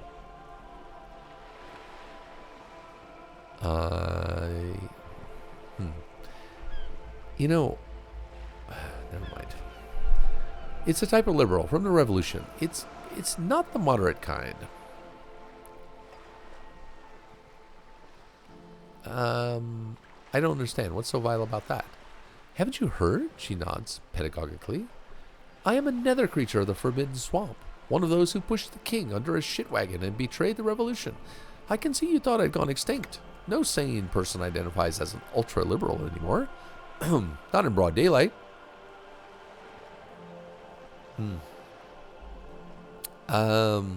She looks you in the eye. You're a centrist at heart, a real moralist. I wonder if the dialogue changes depending on which of the choices I've made in this game so far. Tell me, now that I've uncoiled myself, do you find me frightening? In empathy, in her green eyes, you see a mixture of truth and self-satire, decades of guilt and pride. A centrist, a real moralist. You don't think I'm an ultra cool disco cop? Well, I could say monster. Do I think she's a monster? Mildly, especially with all the corporate stuff she does, but I don't think she's talking about that. Well, honestly, I don't really care. A fitting punishment, she smirks, to be forgotten, if not forgiven. Save a prayer for us in our chateaus on Ozon and Stella Marie. When the dust settled, the liberals were the only ones left to clean up the mess. By virtue of their survival, they were handed enormous power to shape the future. She turns her gaze to the Delta. This was all our last generation managed. Would you have done something different? With due respect to our overlords, the eternal caretaker government that keeps Martinaise a monument to the efficacy of its artillery, an appropriate warning to those who'd crossed the line and pulled the city into madness once more, I would not have relinquished sovereignty to the coalition. Not here in Martinaise, and not in the Stella Marie or Delta beachheads either. If not for my own sake, then for my daughters. We had an obligation to defend our sovereignty. We should have burned the holy Sola down rather than let them have it. Dark orange flames reflect in her green eyes, and oil fire on the ocean. You have daughters? Huh. Yes, whatever else I am, I'm also a mother and a wife. She closes her eyes, then opens them again. Now, shall we return to reality? What is... Ah, she spreads her arms almost as wide. This is the pier of Rue de Sanges Lane 33A, where the tenants have been kind enough to rent me a slot. Or two. She looks around. And what is Rue de Sanges Lane 33A? A pre-revolutionary tenement. Old buildings are called tenements, you see, and new buildings, bâtiments, after les bâtiments nouveaux. Nouveau. But 33A and 33B are not nouveau. They're old. She looks up at the crumbling facade. This one used to be 8 to 10 stories tall, a real high-rise by the standards of the last century, built to mirror the skyscrapers across the bay and the delta. That was before the war, of course. Who lived in them? Mostly the urban middle class, I believe. This was once primo real estate before the cannons lopped 4 or 5 stories off. Cindy the Skull. Splat, splat. From a dilapidated balcony, Cindy the Skull gives Joyce the evil eye, her red paintbrush held to her throat. Perception.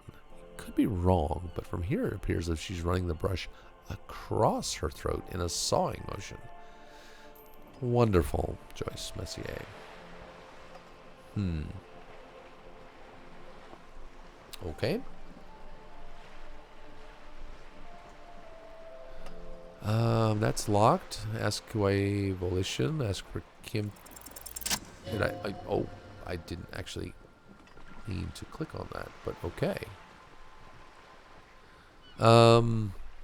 That's a good question. I just was checking the time. It's 9:24 here, 21:24 here. I actually think I'll probably wrap it up in about 5 minutes, 5 to 7 minutes. I'll just get to a stopping point. That'll be about about an hour and 45 minutes. That's probably enough for this evening. No, you guys want to go a little bit longer? I mean, I could go half an hour. No, I mean seriously. I was actually. I don't know if you guys can tell on there, but I'm actually pretty congested, and I didn't want to make it sound really weird. I'll see if I can get close to another 20 minutes, 25 minutes, okay? All right. Here? Okay, if it's up to me, then I'll work on that.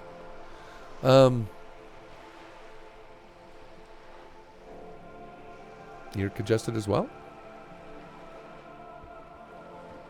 There's something definitely going around. Oh, that coronavirus thing on board the ship. They had the ship quarantined, let none of the passengers off, and now they're like coming down and like taking passengers back to the U.S. and places that they came from. Well, the ship passengers were quarantined, but not the ship staff. So the ship staff were going on and off the ship all the time. So much for that particular quarantine effort. Yeah, gotta love it. Oh, and the Pine Island Glacier just calved off an enormous amount of ice off of Antarctica. Well, basically because Antarctica was hitting temperatures of like 20 degrees Celsius. So, people in the Netherlands are probably looking for land to buy in Switzerland. Not doing well in the world. So, one detective. All right, Kim, could you step aside for a moment? Can I talk to the ma'am alone for a second? Fine, he steps away with his notes. Dude, that was easy. See? What can he do? You're a grown man. All right, Volition, you can push off. Sorry, some of these headlines, I was talking to my brother earlier for about an hour, and we steered away from politics this time, which, trust me, is kind of difficult around here. But we did talk about some of the natural events of the world, and, well, headlines are always a bit on the grim side. So, now, what is the pail? Are you sure you're sure? Are you sure you're sure? Yes, I'm sure I'm sure. Well, I do chat quite a bit about politics, yeah, or, well, chat, read, Twitter feed. I have some fairly, well-developed views on politics, I suppose I'd say.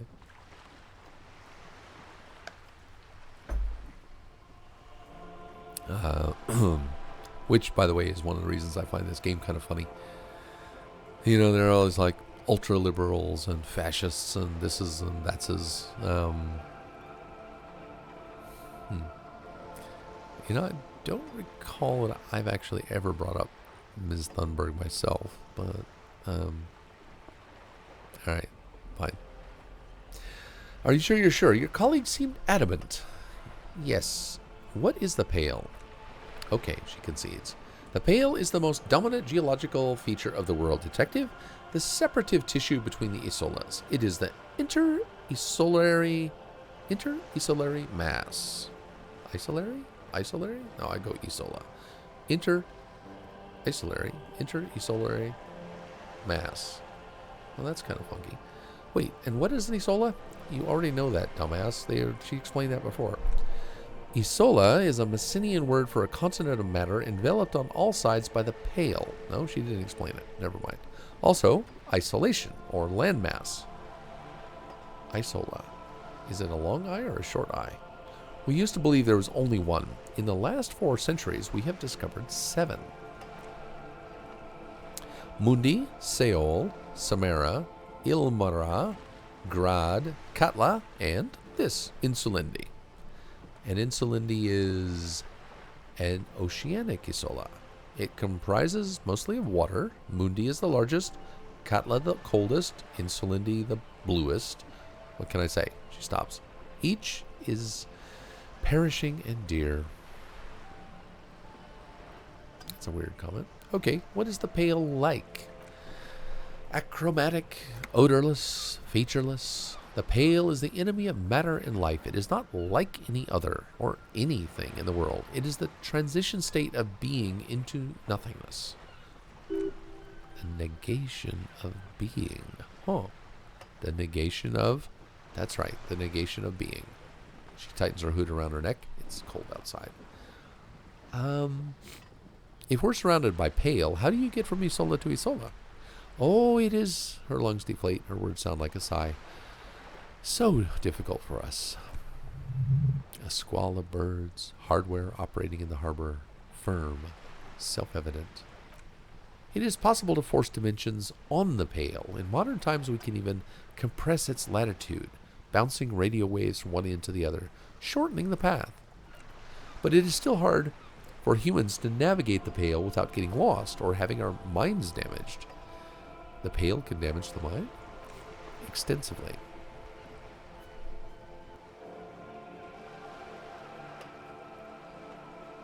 And how? Some say the damage stems from extreme sensory deprivation. Others that Pale somehow consists of past information that's degrading, that it's rarefied past, not rarefied matter. They call it the blend over of the self. The Pale does not only suspend the laws of physics,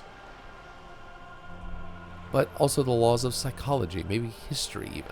The human mind becomes over-radiated by past.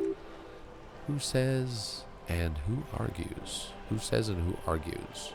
The logical positivists say, the dialectical materialists argue. Okay? What does this over-radiation feel like? It feels terrible. Absolutely terrible. International standards strictly limit civilian travelers to 6 days of Pale exposure per year. It's more for her, way more. You're not a civilian passenger. No, Lieutenant Dubois, I'm entroponetic business class. I'm cleared and trained for 22 days of Pale transit annually. Perhaps that explains her strange pining after the revolution. Some degraded early memories. Are you overradiated? Up to my gills, officer. And what is entroponetic? Entroponetics entropy. Intraponetics, she corrects. Intraponetics, she corrects, is the scientific study of the pale, or a recent iteration of it by way of Grad. The study of the pale reaches back 6,000 years. The Paracarnassians called it the Western Plain. They had not traveled the entire circumference of the Paracarnassian superisola. It was not merely in the west, it was everywhere, even then surrounding them. Did they cross it, the Western Plain? There are signs of pre-termodern crossings. Pre-termodern crossings. Successful navigation of the Pale relies on not just on technical know-how, but intensive psychological preparation. Some of these tactics have been known for thousands of years. And what has anthroponetics changed then? Nothing. We remain powerless before the Pale. The only real advance in Pale transit is the speed with which an aerostatic craft can pierce it. Less exposure leads to less effects later. Aerostatic craft. Hybrid airships, detective. Conventional rotors or jet engines no longer add velocity after the point of reference for motion is suspended. Once you've crossed from near Pale to far Pale. In essence, we throw them in and they come out the other end, if we throw them precisely. And if we do not, then they don't. Ooh, gone like a skipping stone beneath the surface. Is it here? No, detective, we're safe. She points to the sea. It begins there, 6,000 kilometers to the north, and even more to the southeast and west. You're in the middle of the Isola. As your gaze instinctively turns north, a small black pit opens up in your stomach. And to the north? An uproar of matter, darling. Rising into the Pale, rolling, evaporating even, a great vision. The area of transition between the world and the Pale is called porch collapse. Imagine a gray coronal mist, cold vapor, marked by spores of an opportunistic microorganism, a mold that's adapted to grow at the edges of the unrest. She closes her eyes and breathes out heavily. The most disco thing you will ever see. And what are its physical qualities? It's difficult to describe or even measure something whose fundamental property is the suspension of properties. Physical, epistemological, linguistic. The further into Pale you travel, the steeper the degree of suspension. Right down to the mathematical. Numbers stop working. No one has yet passed the number barrier. It may be impossible. How much Pale is there compared to the world? The Pale outweighs reality 2 to 1. There's more Pale than there is matter, and the ratio is slipping. Slipping how? To our detriment, or what do you think, detective? She looks you in the eye. It's growing. There's more and more of the Pale. Precisely. One of the few measurable effects of the Pale is that it is expanding at an unknown rate. An intuitive conclusion of that development is that one day the Pale will cover everything, but this sort of talk is mostly left to extremists. It's not extreme at all. It's going to happen. Most people, and indeed most private and government sector organizations, entire civilizations and religions even, find handy ways to ignore or downplay that knowledge. Well, makes me want to get a bottle of that alcohol stored in the Pale and have a few glasses. I suggest you do the same. Inland Empire. Off we go. You see the hangman's mouth open. Off we go into the wild Pale yonder. One and all, she closes her eyes. They say Pale is death, but for the universe. Why should we just leave and the world gets left behind? Okay, let's return to reality, please. Yes, sweet reality, she stomps her foot. But before we do, tell me, detective, is this the first time you hear this? Do you really not remember anything? Well, I'm getting a sense of who I am, but no, I didn't know this. Wow. All this dialogue. What just happened? Beyond curious, tell me, what do you think of the Pale?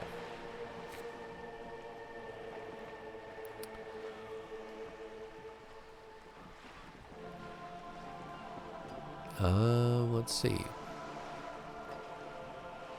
I don't know how you've all survived with it. It's a huge accomplishment. Her eyes tense. Crow's feet radiate from them. She observes you, your bloodshot eyes and swollen face. You really didn't know. This does not spell good for the investigation detective. If you don't even know this, she stops mid-sentence. Yeah.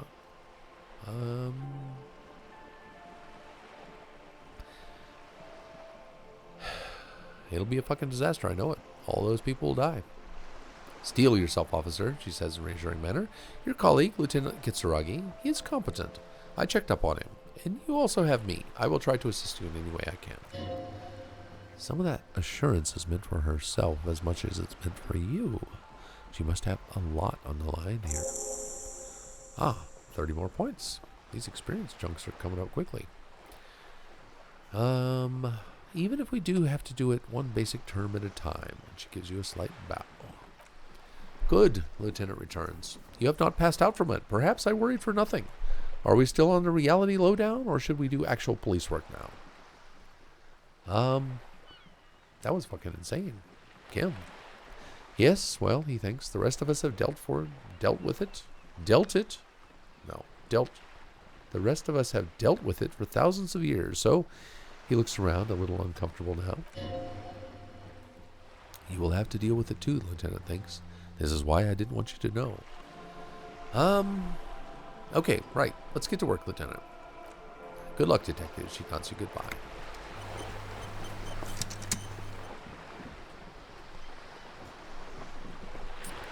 Oh, well, what have we got left?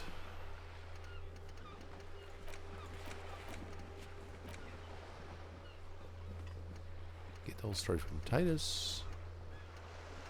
Spirit is eternal. Joyce's info on the lynching. Didn't I just do this? Or did I not ask the right things? Harrier Dubois, Superstar Cop 6, Sorry Cop 11, Boring Cop 7. Does this thing even get updated? Oh, this is the notes on his whatchamacallit thing. Alright, 7:40 in the game. Let's see what I've got to do.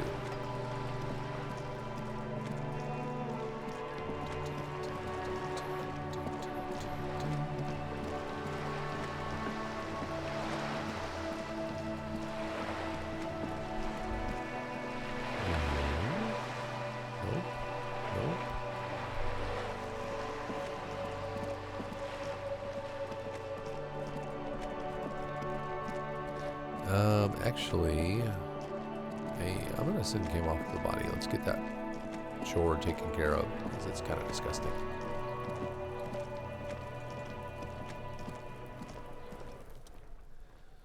The man is decomposing visibly now. Every hour he looks less like a creature and more like a pile of intestines. Huh. That reminds me of James's comment. Lieutenant adjusts his glasses and takes a deep breath. Okay, let's bag him. You take him away. Lieutenant takes the body away. You work alone for the rest of the day. Even rhymes. All right. He takes out a shiny black body bag and starts pulling the plastic over the dead man's face. I will need a little help carrying him. You take the hands. I'll take the legs. Bag the corpse and drag it to the motor carriage.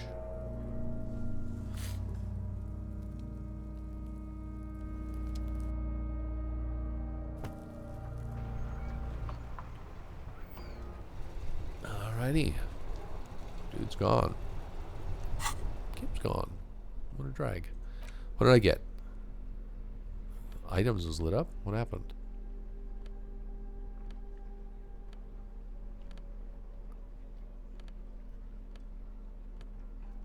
Huh. I don't know. Something happened. Maybe it's just a errata.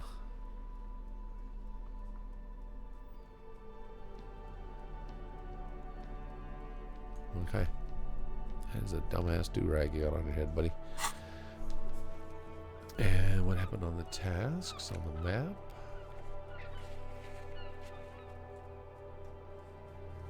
Net picker. Barred door. But I opened the door. I unbarred it. Open.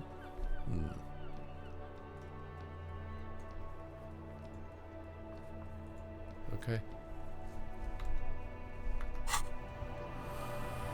Alrighty. Let's talk to Gart. What's up, good buddy Gart?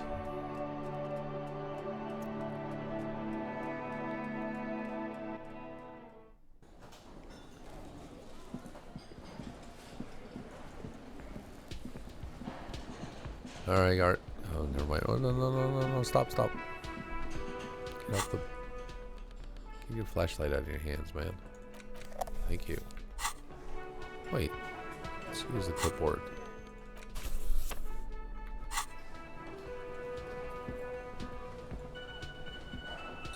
Ah, the smallest church in Sansea, right? Cafeteria manager is waiting for you to acknowledge that he recognized the song.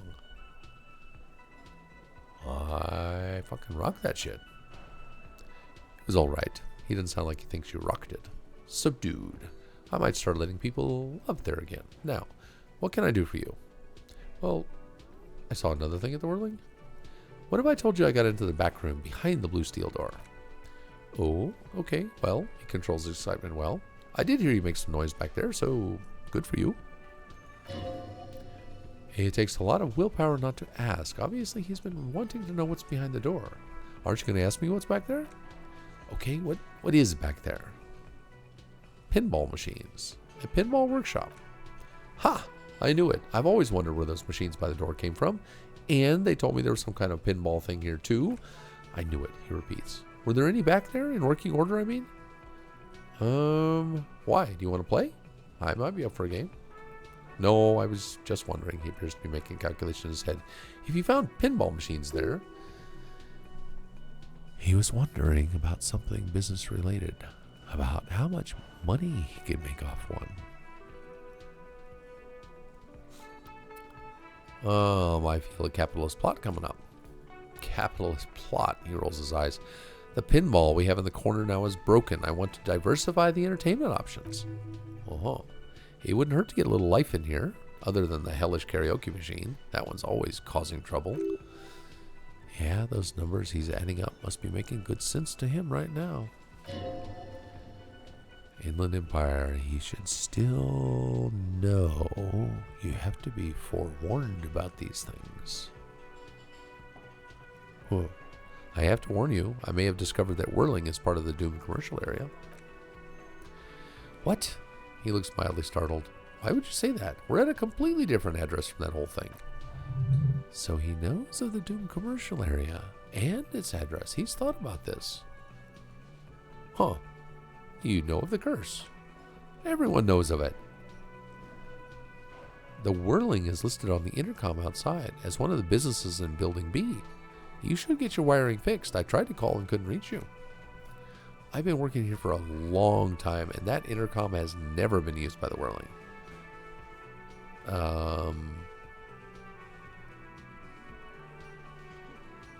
Hold on, not once? Isn't that already a sign of decline? It's a sign of the Whirling and Rags not being part of the Doom commercial area. If anything, we're revitalizing this neighborhood. The Whirling was once the East Delta Pinball Arcade, which failed, though perhaps the Whirling will escape the curse. Does this look like part of a Doom commercial area?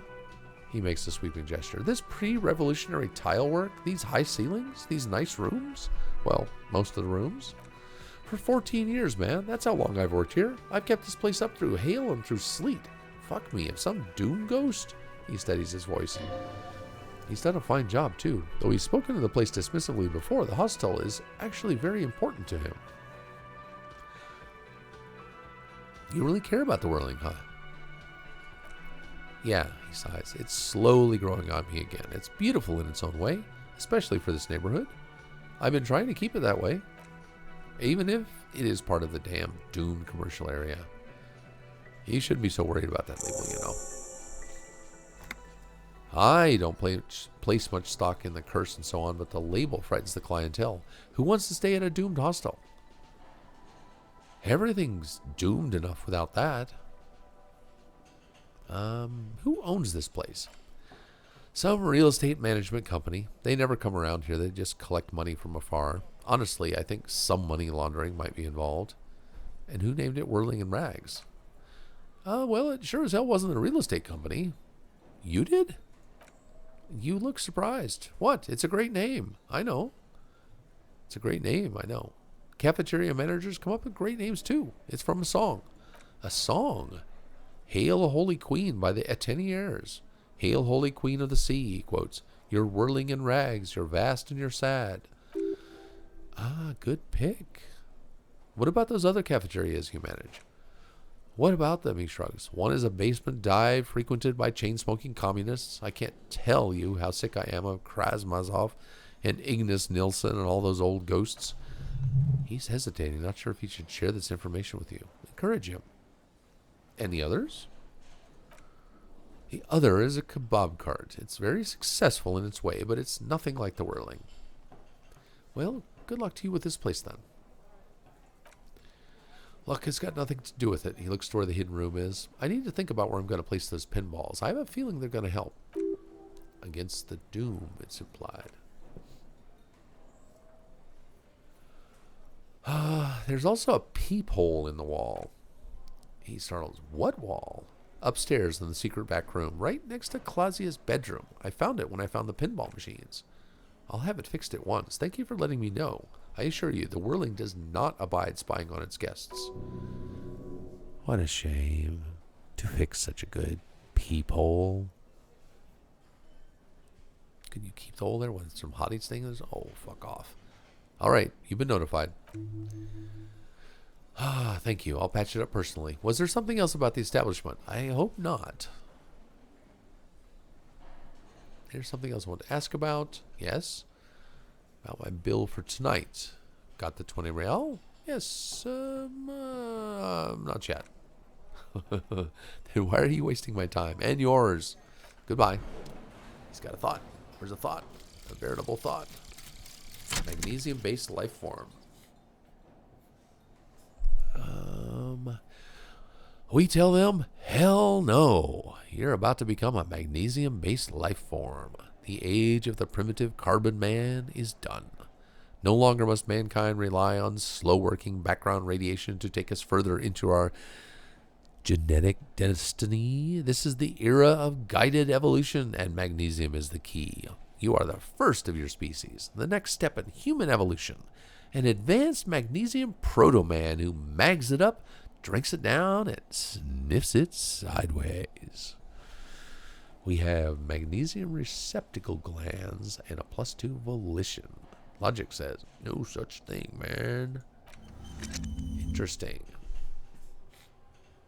Alright, well, now I have run straight up against my...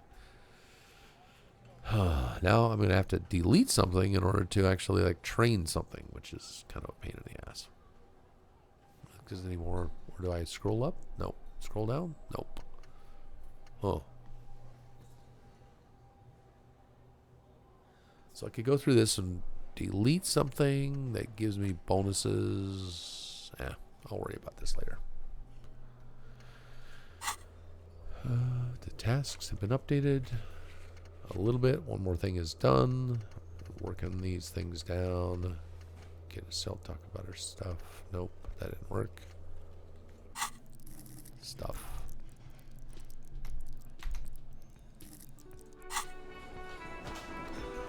Alrighty. Well, I think I have about reached a stopping point for tonight. It's just about 2 hours into the stream, and my voice is still there but fading fast. So I'm gonna take a break for this evening, and then but I should be online. Well, quite a bit earlier tomorrow. And maybe I'll take a look at that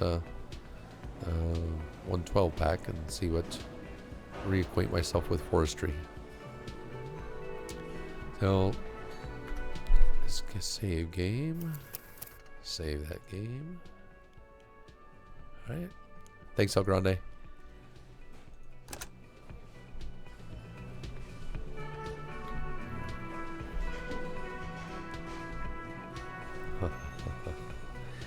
And thank you as well. It's great to have you guys on the stream.